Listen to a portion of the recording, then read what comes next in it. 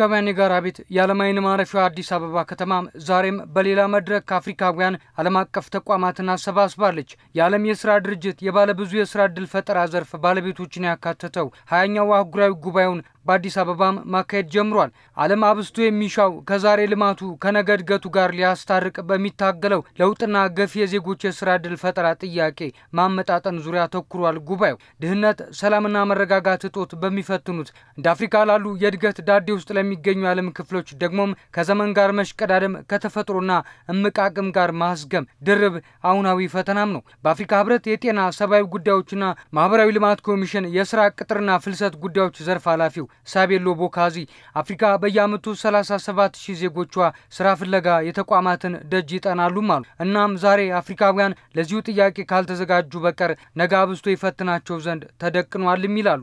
Addressing employment gaps especially among young and women is only ወጣቶችና ሴቶች የሚሽቱን የሥራ ዕድል ፈጠራ ጥያቄ መመለስ ለልማት አጋዥ አቅም መገንባት ብቻ አይደለም፣ ይልቁንም ሰው ተኮር ሆኖ ዜጎችን ላስቀደመ እድገት ቀናይ መሆንም ጭምር ነው። በቀረው አፍሪካ ሚሊዮን ወጣት ዜጎቻችን ራሳቸውን ችለው ቤተሰብ ደጉመው ነጋቸውን መወሰን ይችሉ ዘንድ ዛሬም ስራ ይፈልጋሉ። የሥራ ዕድል ለመፍጠር የምንወስዳቸው እርምጃዎች ወጣቶችን ለማብቃት፣ መረጋጋትን ለማስፈን፣ በአፍሪካ ዘላቂ ሰላምን ለማረጋገጥ አንድ እርምጃ እንደተራመድን ልንቆጥር ይገባል።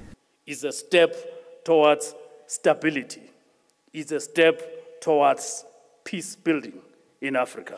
አፍሪካውያን አስተማማኝ እድገትና ምርት ያስመዘግቡ ዘንድ ዘላቂ አካታችና ዜጎችን ያማከለ የሥራ ዕድል ፈጠራ እቅድ ያስፈልጋቸዋል ይላል ጉባኤው። የፌዴሪ የሕዝብ ተወካዮች ምክር ቤት አፈ ጉባኤው ታገሰ ጫፎም በዚሁ መመዘኛ ጥላ ስር የኢትዮጵያ ትልምና እቅዶችን ይመዝናሉ። ልማቶቻችን የዜጎችን ሕይወት ከማሻሻልና የተሻለ ስነ ምህዳር ከመፍጠር አልፈው በሺ ለሚቆጠር ኢትዮጵያዊ ዜጋ ሰፊ የሥራ ዕድል የሚያመቻቹም ይሏቸዋል። Our development plans prioritize labor-intensive approach, ensuring that growth is not only rapid, but also inclusive and job-rich. ሀገራዊ የልማት እቅዶቻችን እድገትን ብቻ ሳይሆን አካታችና ሰፊ የሥራ ዕድል ፈጠራን ታሳቢ ያደረጉ ናቸው። የኢንቨስትመንት ስትራቴጂዎቻችን ከአካባቢ ጥበቃ ጋር የተወዳጁ በታላላቅ ፕሮጀክቶች ደረጃ የሚገለጹ ናቸው። የአረንጓዴ አሻራ መርሃ ግብር፣ የመሰረተ ልማት አውታሮች አቅርቦት፣ ማህበራዊና ዘላቂ ልማት ውጥኖችን መጥቀስ እንችላለን።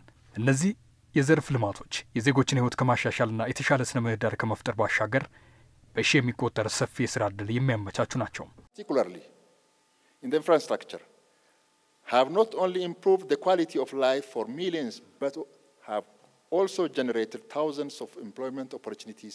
የከተማና መሰረተ ልማት ሚኒስትሯም ጫልቱ ሳኒ ማከሉ ትኩረት ተጠቃሚነትና ተሳትፎን አብስቶ የሚሻው ሰፊ ወጣት ዜጋ ያላት ኢትዮጵያ በጥቂት ዓመታት ውስጥ ብቻ በወሰደቻቸው እርምጃዎች ዛሬን ቀርቶ ለነገም የሚበጅ ሀገራዊ ጥሪት ያኖሮች ስለመሆኗ አንስተዋል።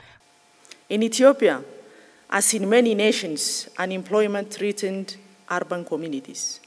Yet እንደ ሌሎቹ ሀገራት ሁሉ በኢትዮጵያም የሥራ ዕድል ፈጠራ ጉዳይ ትኩረት የሚያሻው የቤት ስራ ነው። የሥራ ዕድል ፈጠራ ዘላቂና አስተማማኝ ሀገራዊ ስነ ምህዳርን አጥብቆ ይሻል። ለዚህም ኢትዮጵያ ከከባቢ አየር ጋር የተስማሙ የልማት እቅዶችን ታስቀድማለች። በጥቂት ዓመታት ውስጥ 25 ቢሊዮን ችግኞችን መትከል ያስቻለው የአረንጓዴ አሻራ መርሃ ግብር እንዲሁም ኢትዮጵያን በአፍሪካ ቀዳሚ ያደረጋት የበካይ ተሽከርካሪዎች እገዳ ለዚህ እማኝ ጥቂት ማሳያዎች ናቸው።